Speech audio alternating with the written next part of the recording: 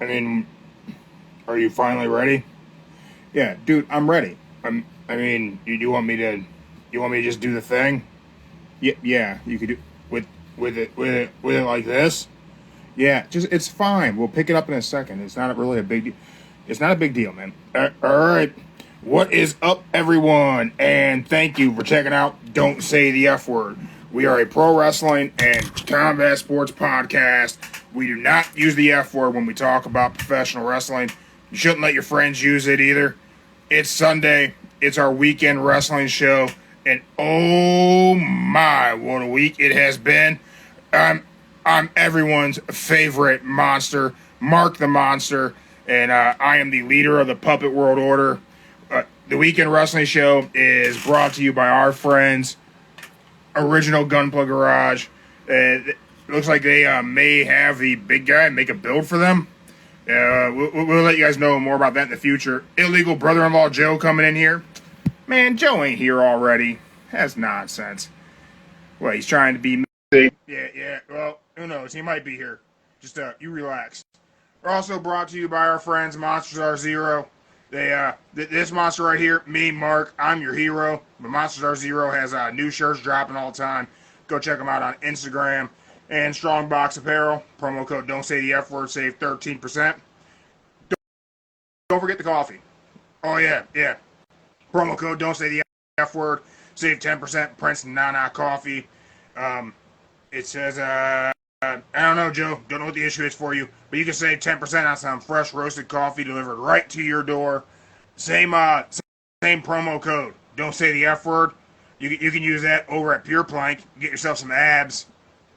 Everyone has abs. Yeah, but if you plank, you can have visible abs like Adam Copeland. You can be rated R. Okay, that's not gonna make anyone be rated R. You're being dramatic. Is what you're being. Think. Here. What'd you do? Did you break it?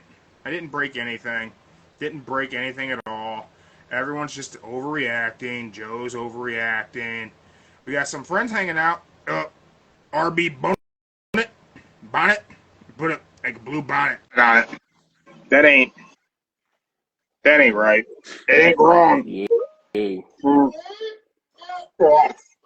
Joe. Yeah. Joe. What's up?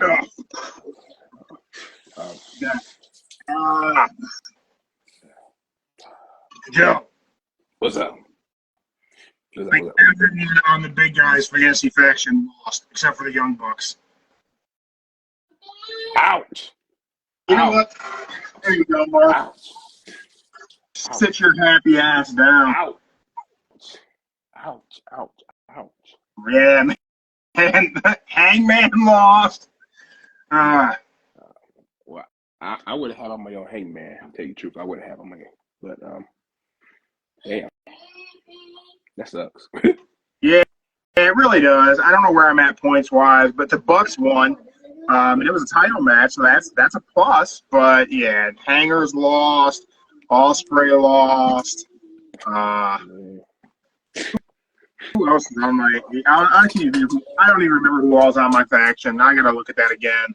I can't remember who all I picked, but, just... The doozy. It's certainly been a doozy. Man, show. What a week in pro wrestling. What a week in combat sport. That BKFC was off the hook yesterday. May have been the best fight I've ever seen between the Tony Soto fight. Shit was ridiculous. And I don't even just mean my best BKFC fight. I mean up there as one of the best fights I've ever seen. They went to war for 5 rounds. And I don't know that I agree with the decision. Giving it to Frank, I don't know that I agree with it. I think it could have gone to Tony, or I think it should have been a draw, and we should have gotten a 6th round. That's all I'm saying. You can't argue with the ref. I will argue with the judges, Joe. That's what I do. Yeah. argue with the judges. I argue with judges.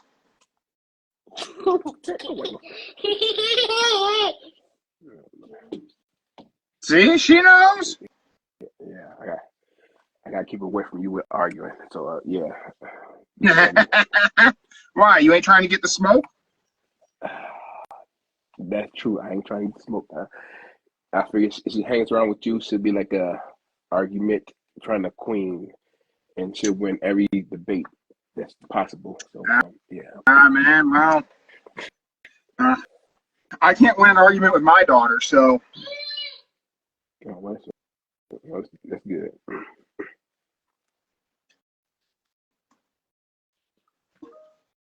Bad, but good. Ooh. Joe, you were the old man last night. You fell asleep. I fell asleep about, I can't lie, y'all. I fell asleep about 11-ish. I heard everything going on because I didn't watch it, but I heard everything going on. But then it just got to that little point, yeah. Yeah, so you weren't watching it. You were watching What Culture, reacting to it? What Culture reacting to the live stream, going with everything going on. Yeah.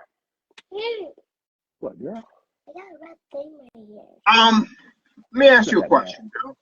Now, go ahead. I've been a fan of What Culture for a long time. Me and Mark did get in a little bit of trouble. Maybe we talked a little bit of shit back in the day about them, maybe not being influenced by one of our thumbnails. They did one very similar, but hey, I'm not saying it's their fault, but I mean, we made the joke, and then the OG YouTube channel got taken down, so I don't really know what that's about. Back in the old days of What Culture Pro Wrestling, they had their own promotion, bringing Kurt Angle and Cody Rhodes and Drew McIntyre. We had all these people come in doing shows for them. But at Pompier, fantasy booking. I've liked What Culture. I've also enjoyed Cultaholic. But I will say, top of my head right now, I can't think of the last time I watched either one of them. Joe just went completely dark. Where'd you go, Joe? There he is. Hit the light switch for. I haven't watched What Culture or Cultaholic in quite some time, and they were both channels that were staples of mine because I mostly only watch YouTube. Yeah. I don't watch a lot of regular TV. I just watch a lot of shit on YouTube. Man, I haven't watched What Culture or Cultaholic in a minute. Mm-hmm. I haven't watched Simon doing ups and downs, none of that. So oh really? Oh dang. It's been I seriously, man. It's probably been early part of the summer, maybe even longer ago than that. Really, truly, I can't think of the last time I watched any of their stuff. Okay. And it's not I will poke fun at the UK wrestling YouTubers, but it's not any type of dislike or disrespect. I enjoy What Culture and Cultaholic quite a bit whenever I do watch them. But for some reason, I don't know. I don't know if it's falling out of my rotation of suggested things, or they just haven't shared anything that's really caught my attention. I haven't watched them in a long time. What's been good with them? Are they still? Is their channel still good? Their channel's still good. I would say if they got a lot when they do the live streaming pay-per-views, I would say they probably need 2 other better people to do the commentary for it. That's about it. But the channel's still good. People have asked me about us doing watch-alongs and live reaction. I don't know that I could do it. I don't know that I could watch the show and talk about the show at the same time. It takes a good, balanced person to do that. Right? I feel like you really gotta, because Hey, man, I feel like I've talked about it before. Whenever I was a teenager, I thought I wanted to be a commentator. I thought it'd be great to be like Bobby Heenan or JR and do like the commentary. But I don't think I could do commentary. I don't think I have the ability to like articulate what I'm seeing while I'm seeing it in a way that would be coherent. Like, I don't think I could be a play-by-play guy. Maybe I could be a color guy and just be funny, but I don't think I could be the play-by-play guy.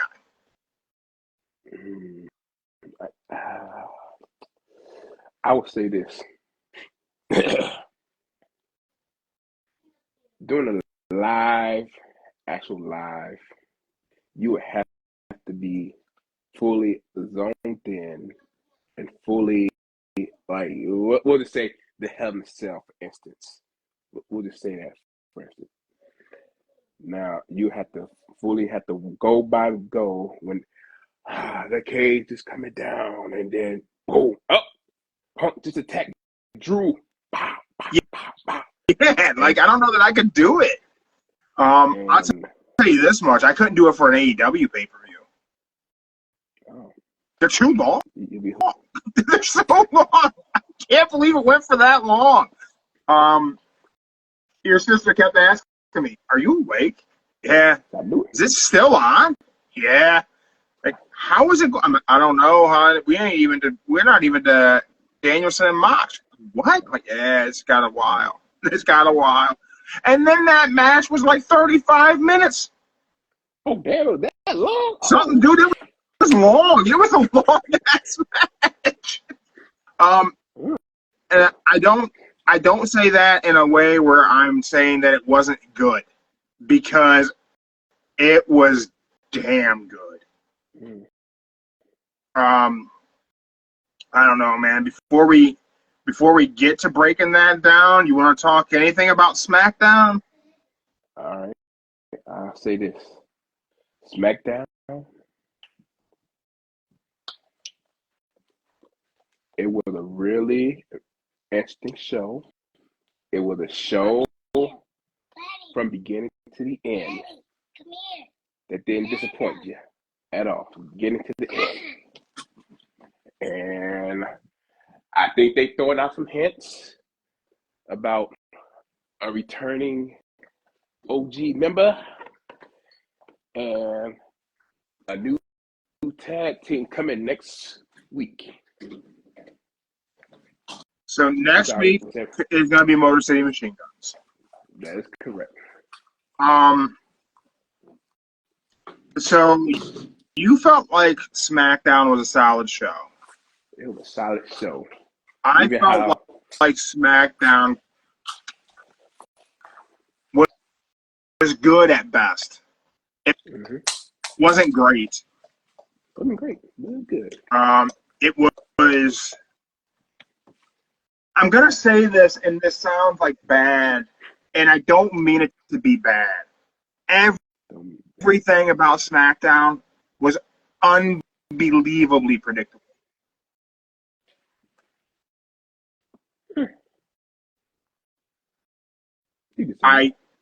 Jimmy kicking off the show, yeah. Roman coming out, yeah. Roman saying acknowledge Jimmy, yeah. Them hinting that they need Jay, yeah. It's a little, and again, I don't mean this in a bad way, and it's just, but it's what we all booked. So as often as I say, like, booking WWE is pretty easy, it doesn't mean they should do what we all think they should do. You know what I mean? Like, a curveball here and there would be nice, but it was solid. It wasn't bad. The KO interruption. I wasn't expecting that. That was fantastically done. Mm-hmm. Like, they did that in a way that absolutely no complaint about it at all. I think they really really knocked it out the park. Because I wouldn't expect KO to turn up like that. Not at all. Yeah, I didn't either. Seen the women? They had them come out whenever they're leading into a women's tag match. Mm-hmm. Just a great disruption in a program is always nice. Especially whenever you're hitting the beats like normal, and then someone swoops in and they disrupt SmackDown completely like KO did. That's those types of things that make you go, well, I can't stop watching now. Mm-hmm. A lapsed wrestling fan who's just dabbled back in because The Rock had come back, and they watch SmackDown, and you have KO interrupt the show. It feels so unhinged, like Raw in the mid-'90s, whenever Austin would just interrupt things, and like it felt like that, and that was refreshing. Mm-hmm. Yeah, I wasn't expecting KO to interrupt. Like, I figured he would come out to the ring, but not interrupt a match. Well, before an entrance to a match. Yeah. That, you know what it felt like? It reminded me of Scott Hall's debut in WCW. Jumping the rail, the match just stops. No one really it disrupted the flow of the show so much that you can't help but wonder, like, how unhinged is Kevin Owens today? Like, what could Kevin Owens do next week now? Daniel Spencer, senior official for TNA Wrestling. Check us out live on Instagram. Thank you for checking us out, sir. We will get you on here someday. Someday. Man, Kevin Owens just completely disrupted the show, and it changed the beat, and I liked it a lot.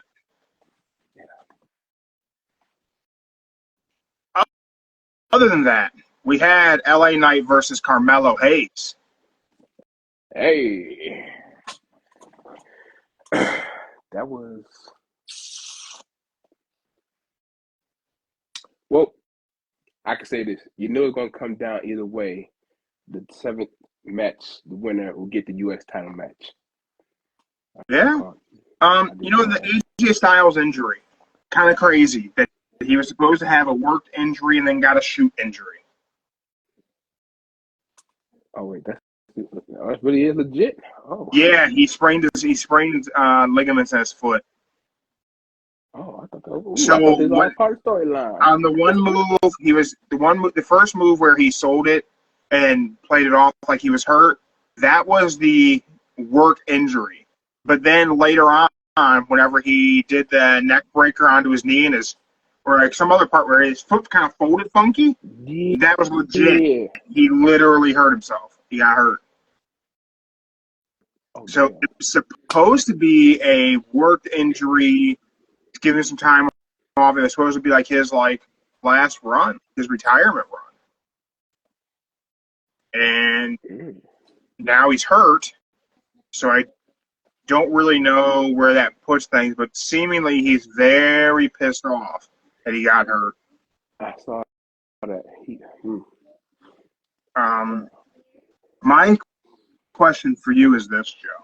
With the storyline going to be AJ's farewell tour,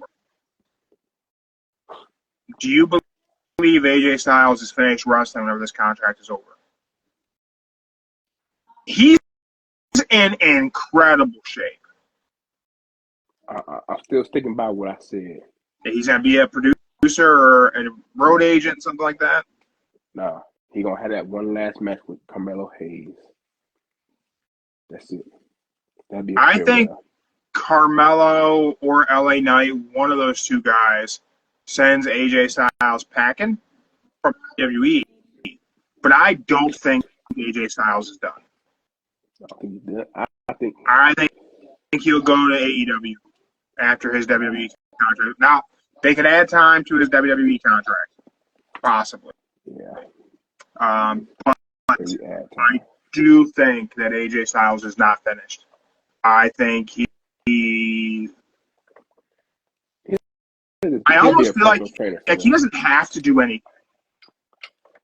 Like, he's a legend. He's a Hall of Famer. But I think more so in AEW than in TNA. AJ has one last round of being the guy.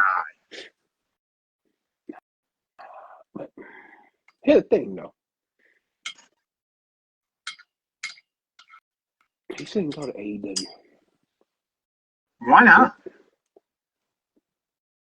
They just got too many people. It's a deep roster. It is. But they're getting more TV.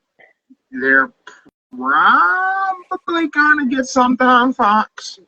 And SmackDown Live on Fox was a good spot for AJ Styles. Whatever AEW show is, it could potentially be going to Fox. Could be a good spot for AJ Styles, man. I just feel like AJ has one more round of being the guy. One more world title run. Nah, he said it himself. He said once his contract is up, he's hanging up the boots. This is pro wrestling, Joe. I don't even know that I believe Bryan Danielson is done. I got my friend Michaela. I think Knight and Hayes was a really good matchup. I think it was good to have Andrade around there. Mm-hmm. Did you watch the women's tag match? I did watch it. Yes, I did. How was that? It was good. It was really good. They still got the belt, but it was good. Have they figured out a way to make Jade Cargill look like she knows how to wrestle? It's slowly. You can see it. Are there improvements? Going, but there are some improvements. Good. But it's a slow process. We then had Naomi and Nia Jax. How was that? That was decent. Decent. It was good. Raquel Rodriguez took Tiffy's briefcase. Yep, it's to the briefcase. Nia wants Tiffy to cash in on Liv at Crown Jewel. What do you think is going to happen? I figured she's going to say that to her when they start all coming out. Like, she's probably going to tell the cash in that Crown Jewel. Just by the way she grabbed her and just told her that. I'm like, look, I would say this. I think Tiffy does cash in at Crown Jewel. And she is going. I think she does it, and she takes the women's championship and the Crown Jewel championship all at one time. That'd be great. That'd be crazy, especially for anyone who has her in their fantasy faction, because that would be worth a shitload of points. Well, here's the thing, though. If she would have to cash in on one of the champions before the match starts for the. What if she cashed in instead of making a 3-way? She cashes in during the match. It becomes a 3-way. Then whose belt she take is the question. Ooh, that'd be good. Never mind. The one she paying. Never mind. Well, I don't know. I don't know how it will work. I don't know. Because the titles aren't on the line, but if she cashes in, does it become on the line? And then does she become also the Crown Jewel champion all at the same time? It might be too confusing for there to actually be an answer. Okay, this is probably gonna happen. Let's just say she did cash in that night during the match like Seth Rollins did. It all comes down to whatever champion she pins. Then she'll go on to the Crown Jewel, Crown belt, whatever. Yeah. So probably her best bet would probably be cash in. Let's just say she did cash in during the match. She pins Liv, gets the Crown Jewel, be on Raw, and then she be on Raw with Kaiser. That's a good point. So that's kind of forgot about that. So that's probably her best scenario. Yeah, kind of forgot about that. Then we had Solo Sikoa defeats Jimmy Uso. Okay. Numbers game was, of course, going to catch up to him. I really thought they were gonna hit Jay music and he's gonna come from the crowd or somewhere, but nah, didn't happen. Really? You thought so? I really thought so. I thought it was gonna be happening in the beginning of the show. Boom. I don't know how. I mean, they can't bring Jay back to SmackDown. He's the IC champ. When the Braun Breaker story comes into play, Pull the IC belt off of Jay. I say next Monday that belt get taken off of Jay. Next Monday. You think Bloodline interferes? Mm-hmm. And that's more of his motivating factor than helping Roman? I think Jay should be the holdout. He should be the guy who we don't think is going to help Roman. Why would Jay Uso help Roman Reigns? They took his brother. Why They would Jay Uso help Jimmy Uso? Hey, I can't speak on this, but I just know every twin still had a bond with their twin, even if you hate them, betray them. The twins, they got some special connection. I don't know. You find somebody with an identical twin, they'll tell you they still got a. Oh, man. It's a twin bond thing. I can't answer it, but it's one of those. It's one of those things in pro wrestling that always drives me nuts. Like, hated you. Okay, let's team up because of this. Well, look at it this way. Whenever they had that title for the IC, one of them, not all, will jump and interfere in that match. Or better yet, let's just say the bloodlines comes on to Raw and tell Jay, he gotta make a choice against us, be with us. One of them scenarios. Yeah. Or you just say, or in general, you ain't gotta be on our side. You ain't gotta be on the side. Just stay out of our business, and you can keep the IC title belt.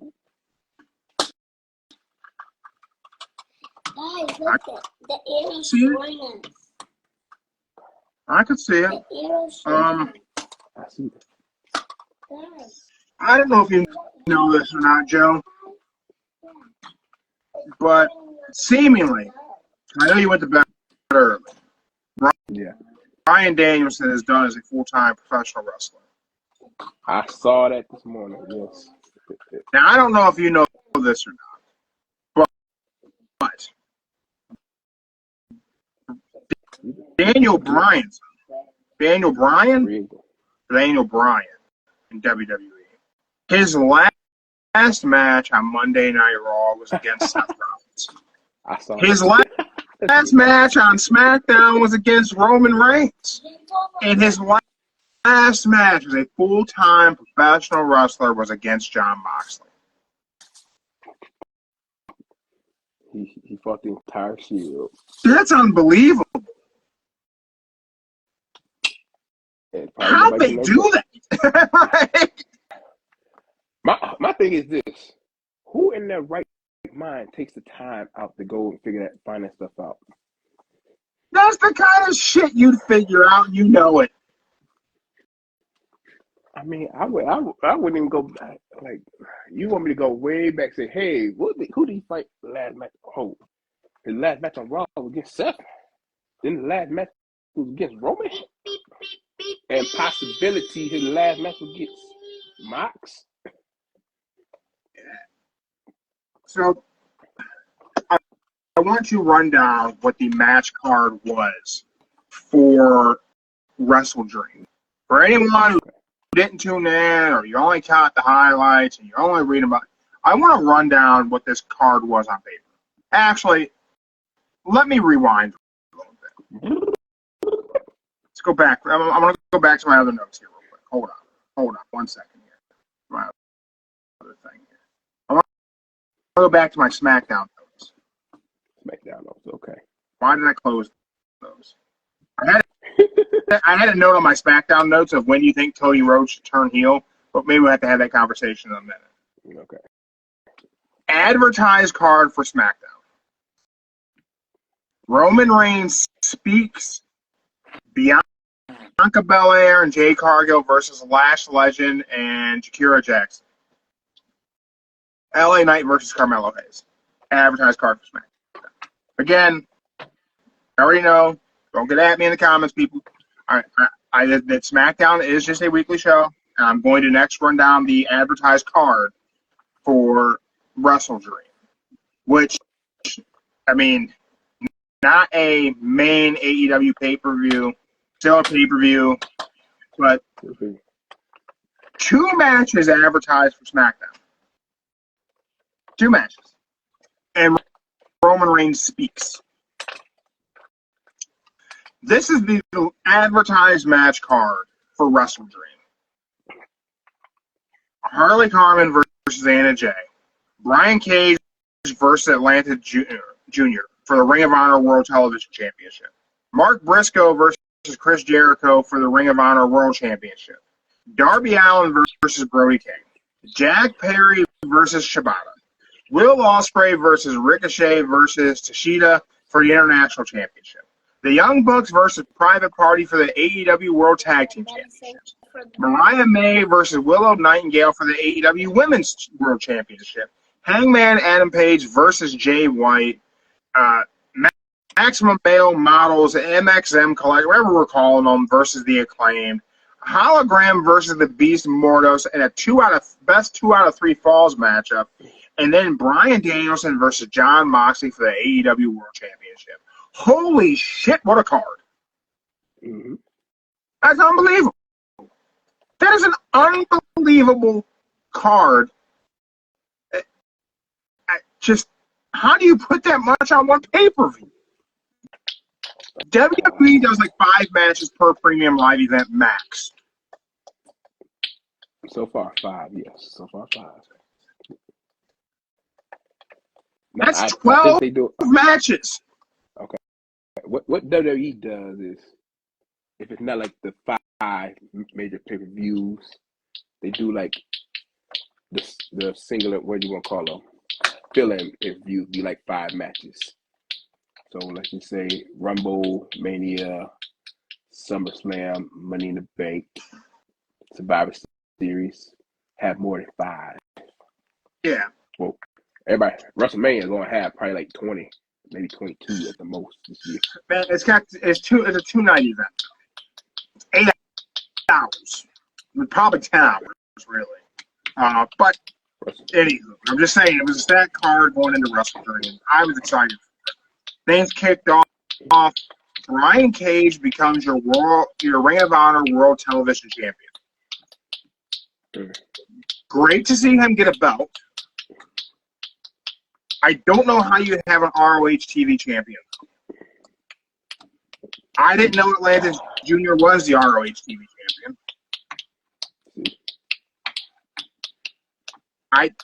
All I know on ROH is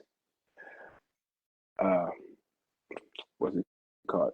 The one girl, Xtina, if I said her name right, she's the women's champion, and Briscoe is the world champion. That's all only 2 I know. And I think Dustin and Sammy are still the tag champs. Last trio, right? They're a trio as well. They trio something. They got something for Ring of Honor. I don't know what they got. Yeah. We then had the Acclaim versus MXM and the return of Rico. You know what? I thought that was a fluke. I thought I was looking at somebody do a Photoshop when I see that on Instagram yesterday. Like, Rico. I don't know if he's going to be a permanent with them. But it was funny to see Billy Gunn hit him with a famouser. I'll say this. Rico, I hope he stays for just a little bit longer with him because he fits them group perfect. His character fits the group perfect. It really does.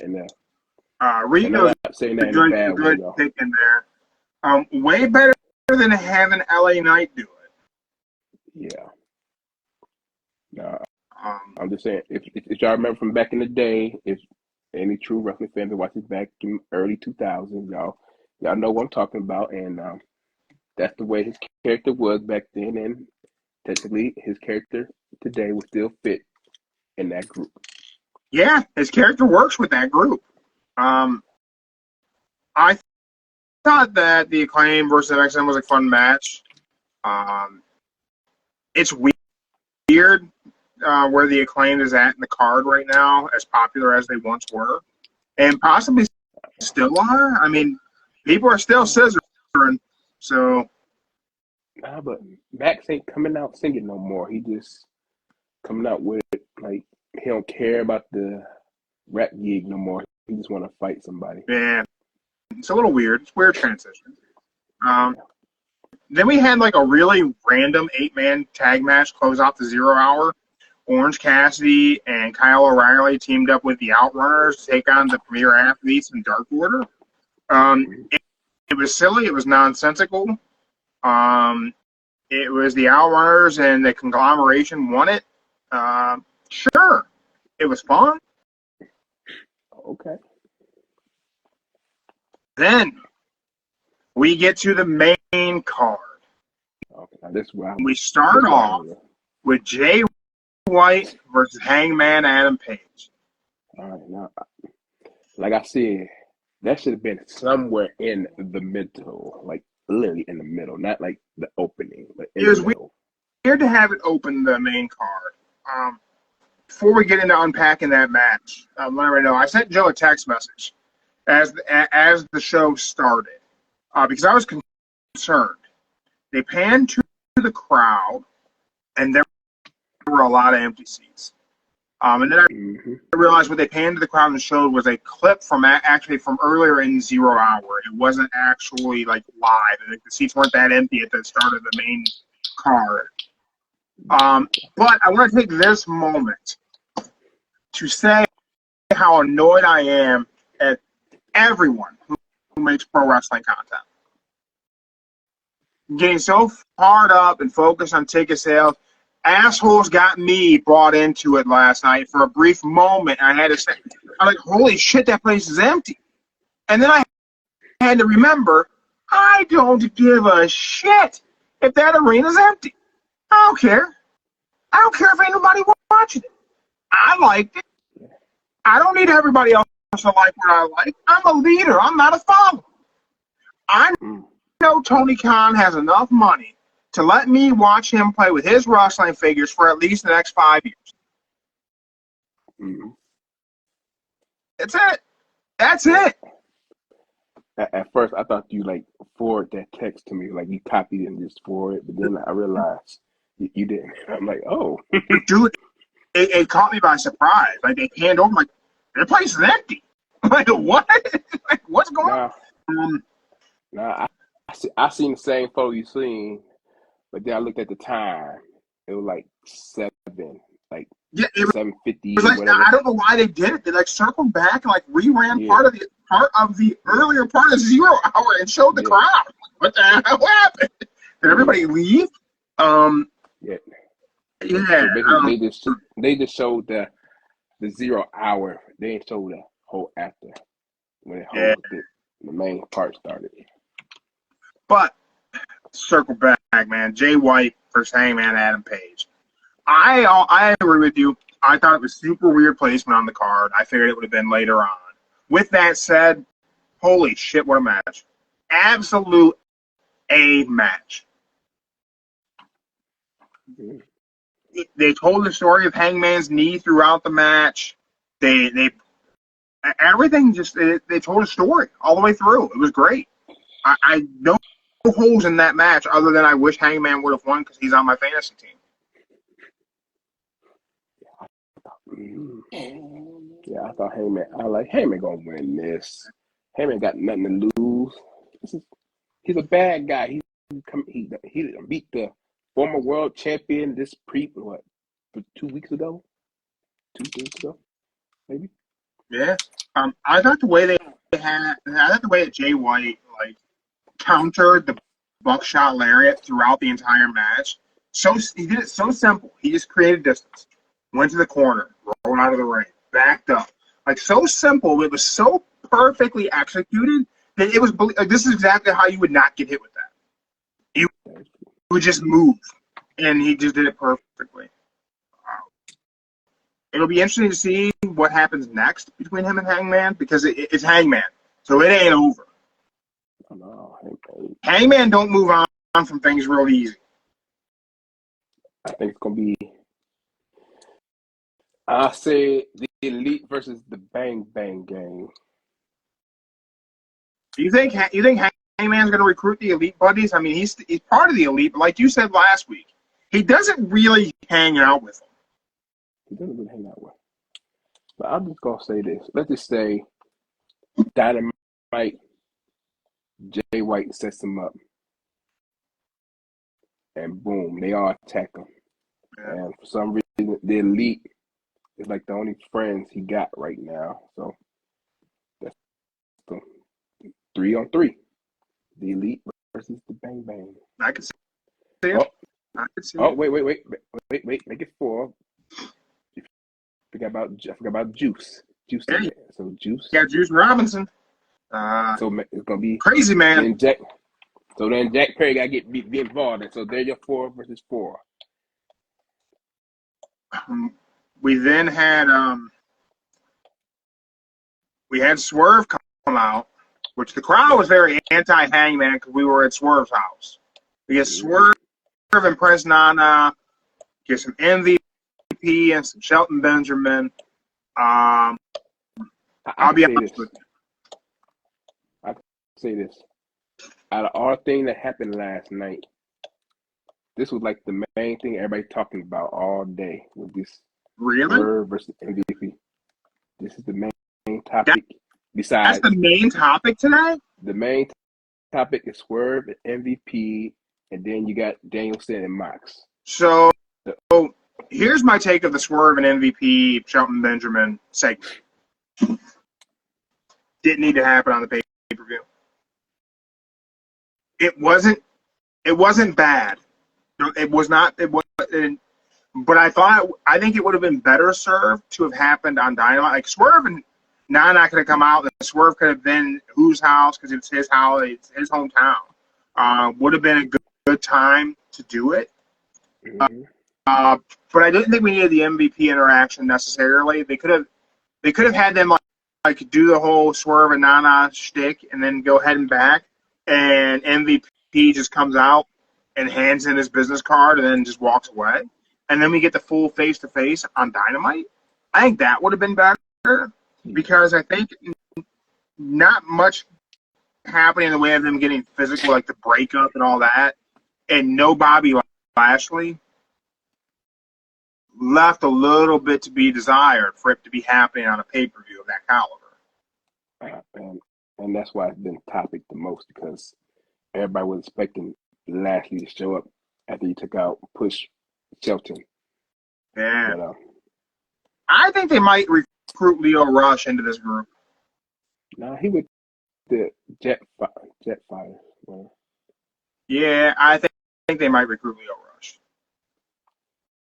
Which could be a lot of fun because he could just start screaming Bobby Lashley's name again, and that was a lot of fun. Leo Rush is the guy who got Bobby Lashley over in WWE again. No one was interested in Bobby Lashley whenever he came back. Leo did it. Lashley. It was great. We then had the women's world title match. Mariah May versus Willow Nightingale. I think I have one thing to say about that match. That poor ref did his job. Wait, what happened? Oh, the pin. The ref had to push it down on the shoulder. No, that happened in Anna Jay's match. Oh, that's where I'm at. Oh, okay. Yeah. Okay, never mind, y'all. That, I don't know. I mean, silly to do that. Ref should have known better. I wish Spencer already left live chat. I asked him as a senior TNA official, would you ever put someone's shoulders down for him? But when I seen of the Mariah May match, seemed all right. I think I was getting nachos or something at the time. But I want to talk about this. So a lot's being made of the post-event media scrum, where Mariah May came out to answer questions from the media, and only one person had a question for the women's world champion in AEW. Nobody else with media credentials had a question for a world champion. They said it was like really awkward. I didn't watch it. They said it was very awkward, that they kept asking if anyone else had questions. Nobody else did. I think from a standpoint of if you get to go into that room and be part of media for any combat sporting event, I don't care if it's UFC, BKFC, boxing, WWE, AEW. I don't care if you're going to Ultimate Pillow Fighting Championship and you got press credentials. Have some questions. If no one else is asking, ask something. Mm-hmm. I mean, I couldn't believe it when I read that. Like, that's unbelievable. That's disrespectful. But on the flip side, that's the what's a good way to say it? That's the people of you and my dad who don't believe in women wrestling. It's not that I don't believe in it. No, it's not that I don't believe in it. It's that it just, generally speaking, isn't booked for me. And it's not booked in a way that I can enjoy it, because I think it's booked for a very specific demographic fan. And that fan that is booked for doesn't respect anyone who does it anyway. It's not produced and booked for inspiring young girls to want to be professional wrestlers. It's not booked for and produced to get the same age demographic of 18 to 34-year-old female to enjoy the product. It's booked for the 18 to 34-year-old male who's never going to get a girl.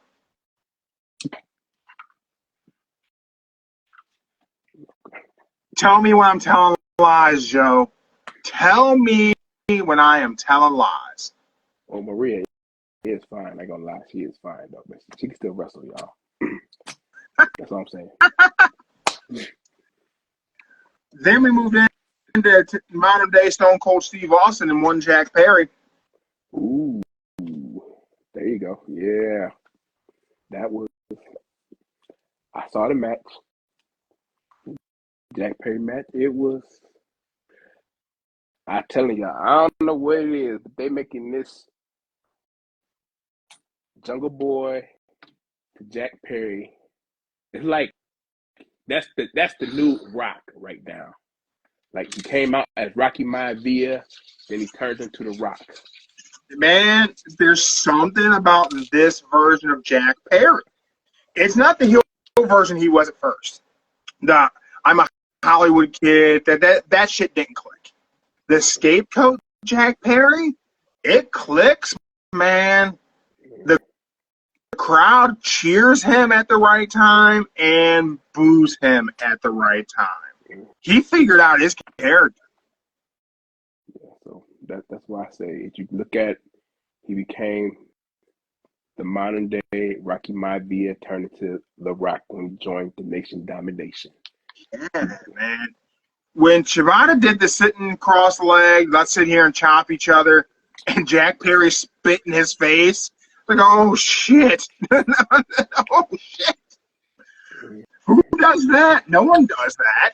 He didn't play the, we're going to sit here and slap each other and no-sell it game. Like, yeah, I'm not going to do it. I like that a lot. Yeah. That's why I said, I don't know.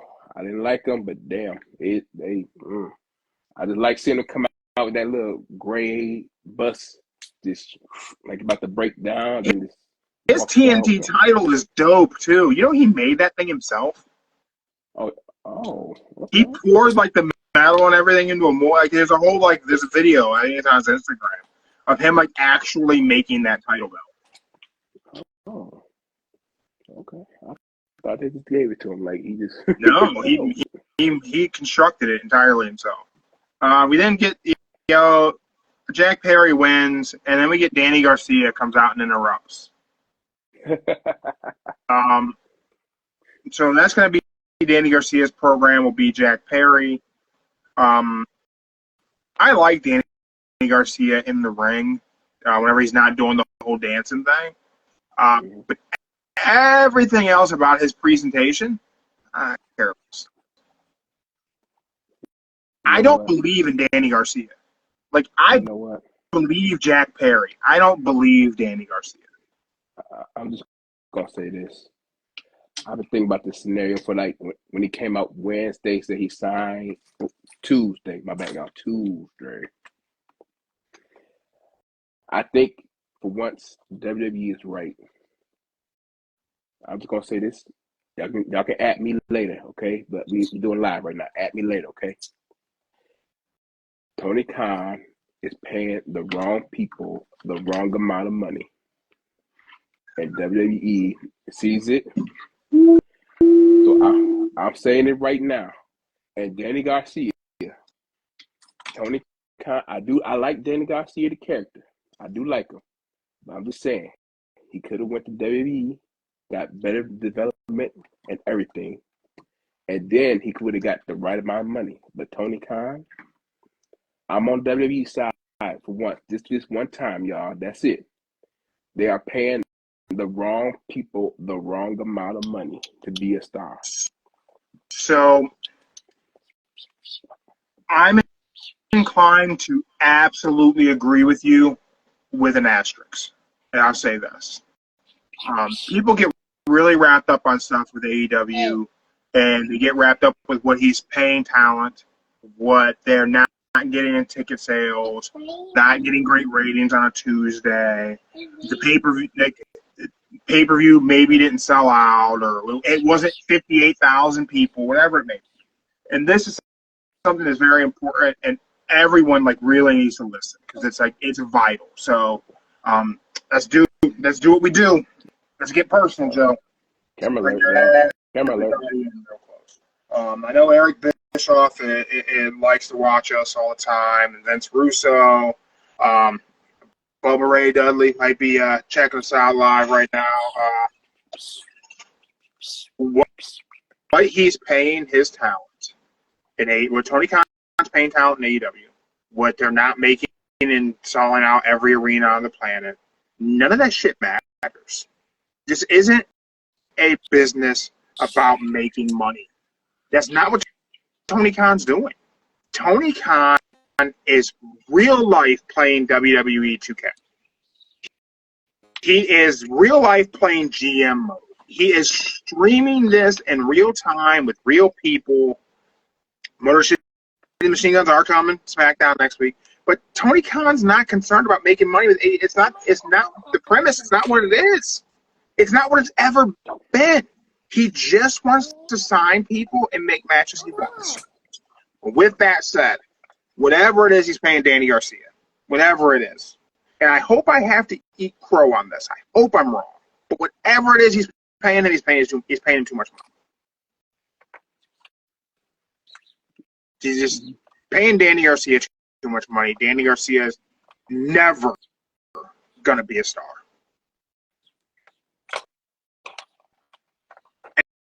And I don't think WWE can make him one either.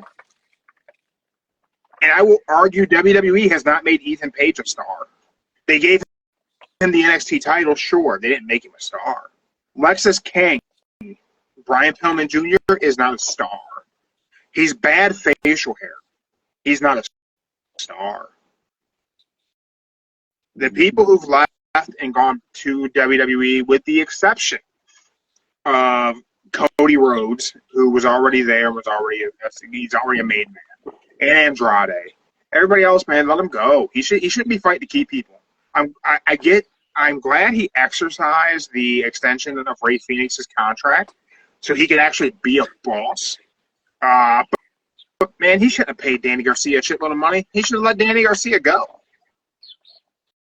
Danny Garcia would have been put into a tag team with Ethan Page, and they would have been shaving each other's back in 6 weeks, and they could have regretted everything.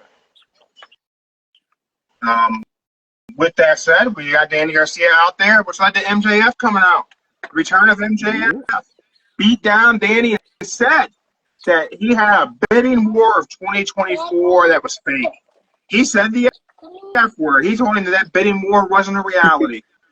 I believe that. I believe it. But I think WWE is playing Tony Khan effectively to get Tony Khan to spend more money because I think they can bankrupt him like they bankrupt WCW. But Tony Khan has more money than Eric Bischoff's ever heard of. And Bischoff's WCW wasn't even Bischoff's money.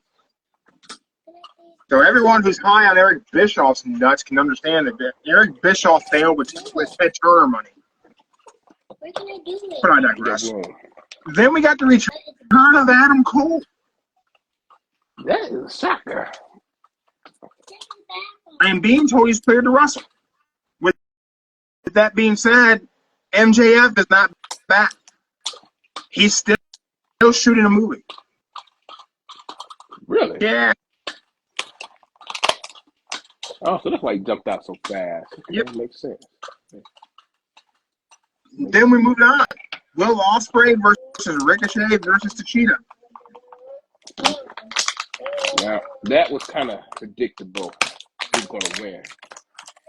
I don't know, man. I didn't think they were going to take that belt off Will Ospreay. Tachita says he's going to make that belt mean something. I don't think that's possible. I will say this. Anyone who didn't see that match, go watch that match. That match is fantastic. Absolute A+. Then we had Hologram versus the Beast Mordos. 2 out of 3 falls. That should have been an opening match. That's exactly what I thought too. That match should have opened the main card. You could have swapped that and Hangman Jay White match out in spots on the show, and it would have been fantastic. Yeah. Still, that was a fun match to watch. Then we got Brody King versus Darby Allin.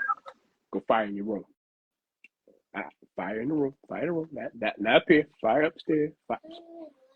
No, not even in the living room. Go fire in your room, girl. Fire. I don't remember how to shoot it. Just pull. We had the Cuban Gorilla in the comments. That match was, man, that triple threat was crazy. Then we followed it with some nice Lucha Libre craziness, and then we followed it with hard-hitting, big bump-taking Darby Allin. Now we got Joe Seal in there. There you go. That's what all I like. Okay. All right. What is she playing with? Stay with me. All right. Unicorn, y'all. Here we go. What? Let me go. Yeah. Uh-oh. All right. Go. All right. All right. Now go. There you go. So yeah. I had it hid off for long enough, then she found it, y'all. So yeah. Why would you hide that? Because she'll be firing like she's doing right now. Just keep firing and gonna lose 6 balls in here like 2 minutes. So hey.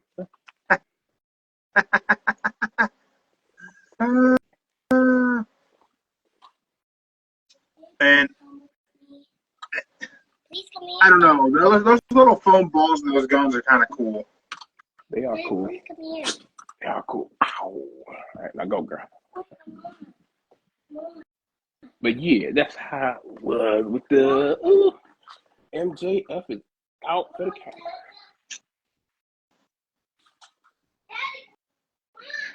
count. Brody versus Darby. Did you get a chance to watch that? I did watch it. Sit down. How much longer can Darby Allin wrestle like Yeah, this? sit down. I told you last time, Darby. Darby is just like a, what's the good word? Say it's a nice way, y'all. Not saying he's like a test tube, but he just. If y'all remember that crash test dummy, man. If you remember the crash test dummy back in the day in the commercial, car driving, boom, that's him. Daddy can't shoot it. That's him. I can't shoot it. Girl, we gonna fight. Look. And Darby Allin beat Brody King, and they did it in a way where it was believable. Let me try. He shouldn't have won. I'm inclined to agree with you. He should not have won. I'm pushing it. But they did a good job with the pay and respect at the end, closing up that feud. They did a good job with it. I just think Brody should have won. Yeah, and then they're saying, rumor has it that this is going to be like a way for Brody to leave the House of Black. I'm feeding my unicorn. If Brody leaves House of Black, I would be inclined to believe that Buddy and Malachi are going to WWE.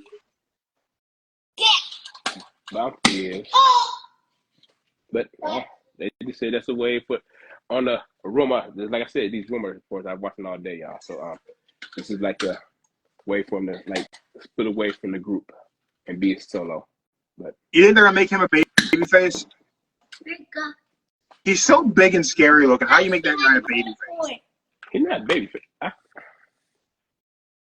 I would say if he didn't have all them tattoos on him, he could be a baby face. Like some of them tattoos behind him. Is it the tattoos that make somebody not be a baby face? Yeah. So, it all depends on the tattoo, you know. Because we went out to dinner with our daughter and her boyfriend a couple nights ago, and I don't know. Somehow it got around to the subject of I made a joke that I was gonna go to school to be a nurse, and my daughter goes, no offense, Daddy, look, but if I ever went to the doctor and you were my nurse, I would be terrified. What? Like, why? It's like, and her boyfriend goes, if you were wearing scrubs, that'd be the scariest thing I ever seen. Like, what? I'm like, hold on. Like, how am I scared? You think you're gigantic. Like, you and scrubs would be a terrifying sight. Is it the tattoos? The bald head? The beard? Like, I don't know. because, yeah, you would just look terrifying in scrubs. You would look super jacked and just huge. I'm like, I guess I need to buy some scrubs. I guess it could be a Halloween costume. But is it the size and tattoos? Just you gotta be real. Yeah. No. If you look at some of the tattoos he got, they're good. But then there's some that got like the little, I don't know if you want to say devil worship and stuff like that on them. But There's some satanic stuff in there. yeah. So some people might not take it as a baby face. This one. It's hard to book him as a baby. Young Bucks versus Private Party. Now, I want to rewind the clock because they talked about it a lot. 2019, Private Party defeated the Young Bucks in that inaugural World Tag Title tournament. And your sister and I were there. I was there for that. Oh, We were there for that. We watched that. And let me tell you, Private Party is great on TV, but it's something totally different when you see those guys live. Just because of the way they move and the height on their high-flying things is crazy. There's a reason why the Young Bucks are still the Young Bucks in 2024. Man, they put together a great match. You can put them in there with anybody, and it's going to be a great tag team match. I will say, I did not think they were going to win. As this match went on, I thought everyone in AEW who's on my fantasy faction is going to lose. And then the Bucks found a way. They found a way. So here's my question to you, Joe. Mm-hmm. Who beats the Young Bucks?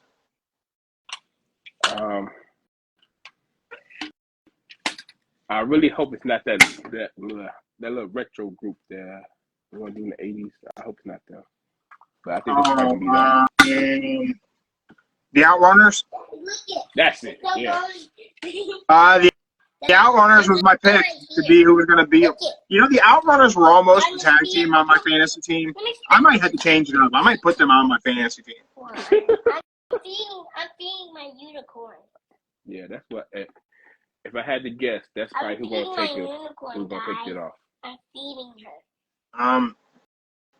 We didn't talk about Mark Briscoe and Chris Jericho for the ROH World Title. I can say this about that match. That is how you feel the fire of somebody's passing. Yeah. That's how you feel the fire of somebody's passing. They did a great job with that. Yeah. And the reason why I saved this toward the end, because I wanted to ask you something from this. Yeah. Is the Jericho-Mark Briscoe story the story WWE should have done with Bo Dallas? They should have. Because, then again, I mean, like, the Uncle Howdy thing and the YS6, if they're going after the Miz, I don't think this is going to be effective. I think this is going to fall flat. Mm-hmm. Should they have had someone kind of, I don't want to say talk shit about Bray, but kind of talk shit about the fact that Bo's not Bray? I think that would have been a better story. Yeah. Where's the rest of the balls? I'm curious if you'd agree. Circle back, man. Briscoe Jericho was a fun match. I enjoyed it more than I thought I would. It was. I was afraid Jericho was going to win. Daddy. Nah, Jericho was gonna win. I think Jericho. At this point, I think Jericho. I'm gonna put them in my pocket. He done winning titles. Hey.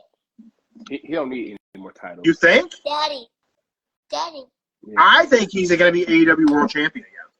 Nah, I think like this. Jericho. I don't know how we get there, but I think he will be. I think Jericho at his point in his career, where if you look at his career, he held every title in every company. 8-time world champion. He's the Ocho. So he could go back. He could look like a fool all day, and people will still cheer for him. Do you think he ever goes back to WWE?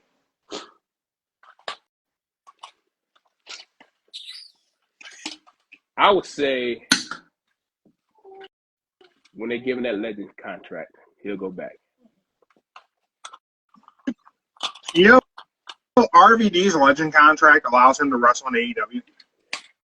I saw that, but I was wondering how it happened. I don't know. Because he got the deal before, he got the contract before he was even in AEW. Then that one night he was in there wrestling like Sundays and Adams. Mommy, you need to eat your yogurt. But he can't be on video games. That's the only downside. He can't be on both video games. You need to eat your yogurt. Come on, unicorn. Eat your yogurt. Good ain't yogurt. Well, you have yogurt? Yes, eat yogurt. You like the yogurt? It ain't bad.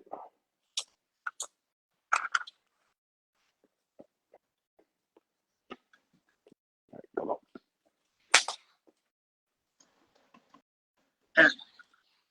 I don't understand how RVD has that kind of a Legends deal. Good for him that he has it. Pretty cool thing. Now we have Bryan Danielson versus John Moxley. So,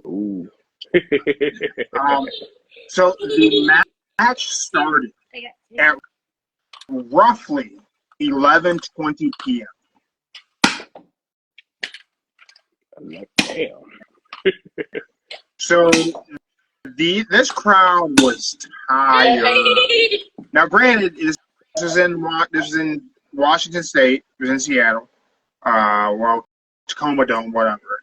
So Bro, they're 3 hours behind us. So there it was 8 o'clock. 8:20. 8:20. But they had been there.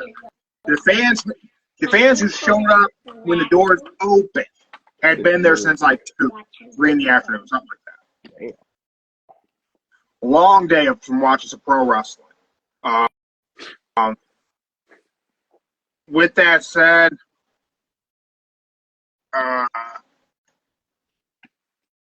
when Danielson's music hit, the crowd erupted. And then Mox attacked him. They brawled while the music played. That was good, though. That's a good way to do it. Yeah. Marina Shafir interfered a bunch of times. The whole match was Mox targeting Bryan's neck. And there toward the end, man, some of those attacks were just rough to watch.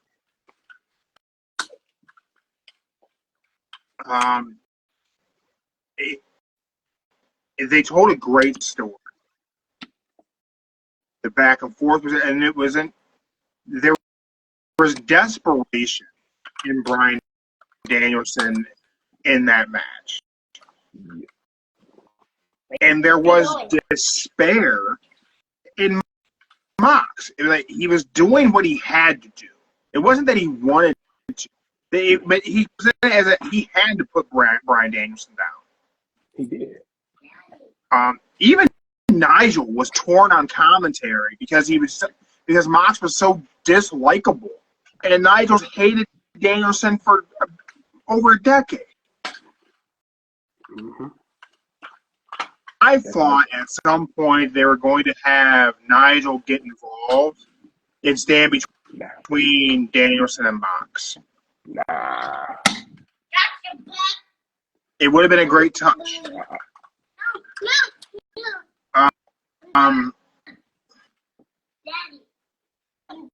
The ending is getting a lot of grief. I'm done. Okay. What did you think of the ending of the match? Not the beatdown after, but the ending of the match. What I can say to this, y'all. I'm just gonna say this in the nicest way. It's like my predictions. I predict the night, but it's the following night it comes true, y'all. It's the following. I don't know how, but it's always the following. I just know it's been the following. I said Wheeler's gonna turn on him. He turned on him. He did. But how did you think? What did you think of the way Mox beat Danielson? I just want to know how that little what's the move called, the Death Driver. Mm-hmm. I just want to know how safe that bad boy is, because he did it like what, 5 times to him. Yeah, I mean he did it. He did it well. Mox protected Danielson even on the outside. Yeah. But the choke at the end, where he choked him out. I say this. Here's my complaint.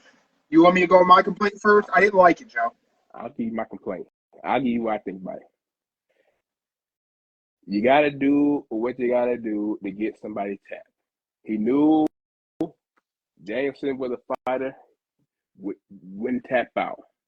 So the best thing to do is to choke him out. So you hit him with every single move you think of.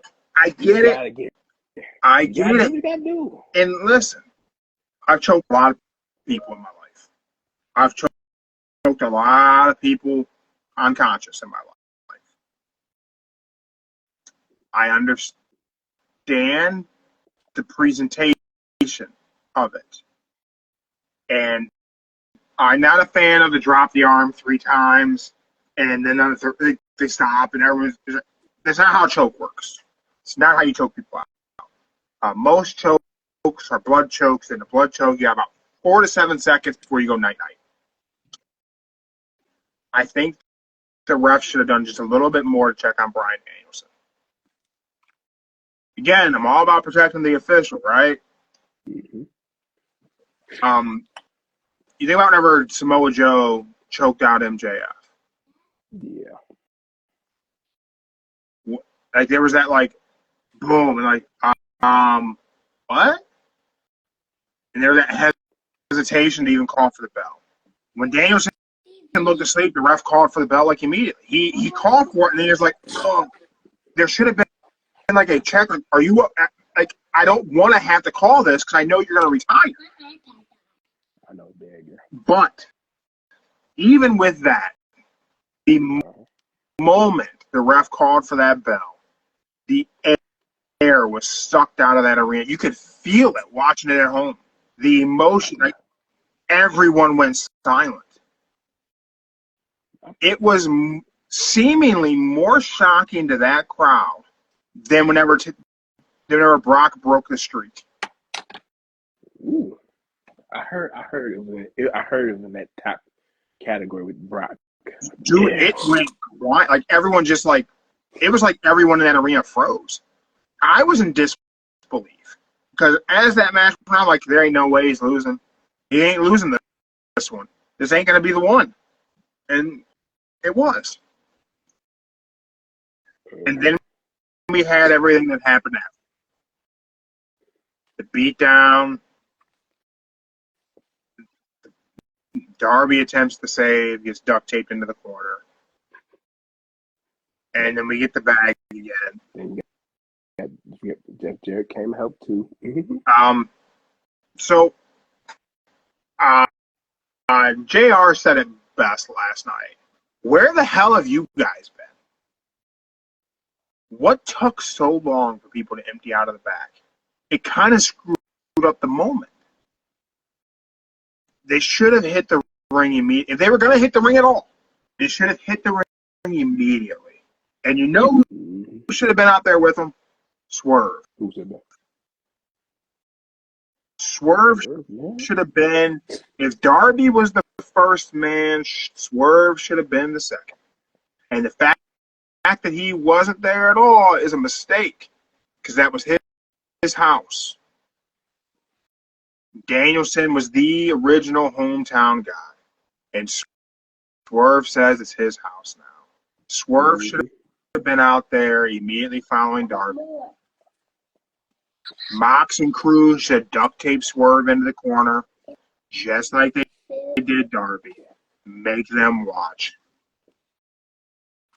That was a mistake.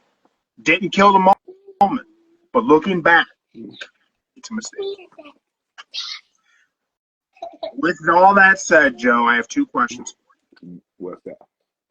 Question number one. Do you believe that is the last time Bryan Danielson wrestles? I'm going to say only if doctor says he is best to retire. I feel like it's most likely not the last time. He's not had a contract in months. He's been a free agent. He could have left and done something else. He has said he doesn't really have a desire to go back to WWE at all. I think that he will maintain something inside AEW, and I do think he wrestles again. Again, unless medically they say yeah, absolutely not. I think they left it in a way where there's more of a story to tell. Question number two. All right, number two. Why did they put the belt in a bag? Why did they put the belt in a black duffel bag? They put the belt in a black duffel bag. Reason, Joe. Why they put the belt in a black duffel bag? There's a new design coming. Think? I think it's a new design. I don't want to say this, but let's just say they'd be like the NWO and just spray paint some letters on it. I thought that's what they were going to do. I'm just going to say that. I really thought they were going to spray paint a big M on that belt to let the internet speculate for the next 3 days that it's for McMahon. But really, it's just for Mox. Let's just say they go with the S I don't know if Shane got a middle name, but we'll just say SWM. I think it should have done a big M on there and leave people to speculate. Yeah. Joe, Mm-hmm. It almost feels silly to even do it this week. But brought to you by our friends over at Get Big Shots, our Wrestler of the Week and Match of the Week. I will simply go ahead and just do mine and get it out of the way. My match of the week is Bryan Danielson versus Jon Moxley. And my wrestler of the week is Jon Moxley. Because week in and week out, and this is funny because, man, I hated Dean Ambrose with a passion. I was not a Dean Ambrose fan. But I consistently, every time Mox has a segment, I'm left with more questions than answers. I consistently want to know what in the hell is going on with Moxley. Why is this what's happening? I want to know what is the motivating factor, and I'm left hanging. And he always puts on solid matches, and like this version of Moxley is the most I've ever believed Jon Moxley. I believe it. I don't know what's going on, but I believe him. I never believed in Dean Ambrose. I was iffy on Mox like before. I believe Mox in the Punk promo, but usually I'm like, I don't understand what I'm getting here. Is he the MMA tough guy? Is he the blue jean brawler? I don't understand what I'm getting. I know what I have right now with Jon Moxley. I have a lunatic, crazy person. I an outburst. That's true. It's relatable. I get that guy. But I just don't understand what the motivation is. And I don't think it's Shane. What if it is? What if it is? So, Joe, I ask you, brought to us by our friends over at Get Big Shots. Oh, shit. Who's your wrestler of the week? What is your match of the week? Unfortunately, y'all, I have to agree with him on both of them. There you go, Mox. You got double wrestler of the week. Your match got double match of the week. Congratulations, sir. Just DM us. I'll go ahead and send me an address. I'll send you some swag. Your award will be in the mail. Congratulations. Yeah. After seeing some of the clips they post on about the match, seeing how they told the whole entire match, it kind of took out the whole everything match that happened on Dynamite, even on Raw and SmackDown this week, and seeing, like you said, this version of Mox is he really went crazy. Shit, he went. I believe it. Crazy. I believe this character. With that said, man, I think AEW, WrestleDream exceeded all expectations. Mm-hmm. I think it's leaps and bounds has been the best show of the last several weeks. I think every one of AEW's pay-per-views have surpassed every WWE Premium Live event since SummerSlam. I even would say that All In was better than SummerSlam.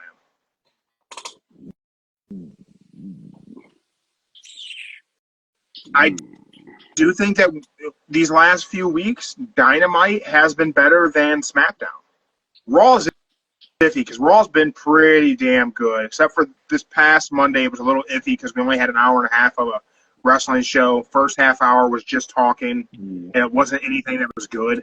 But, man, I really like the negativity that comes around whenever AEW has a pay-per-view and everyone talks about, numbers and all these different things. It's been the best wrestling program on a weekly basis.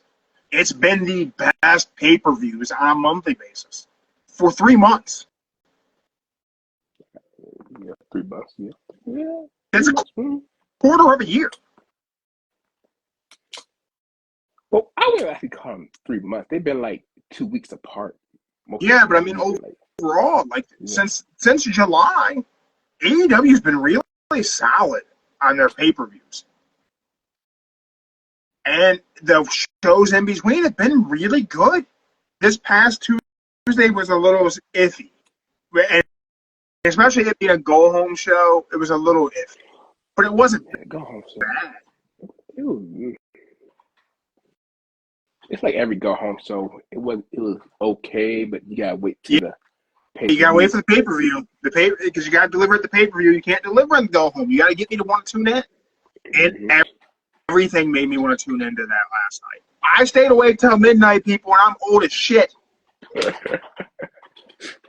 I felt that, everyone. Thank you for catching us live on Instagram, being in the chats. We appreciate you. We'll be back tomorrow. Play a little game of For Whom the Bell Tolls. We'll take a look at what's going to happen on Monday Night Raw. We'll make our predictions of when the bell will ring. We'll talk about what kind of prizes you could win if you get it right. Yes. Oh, and one more thing. Tomorrow, y'all, I got a special thing to announce tomorrow.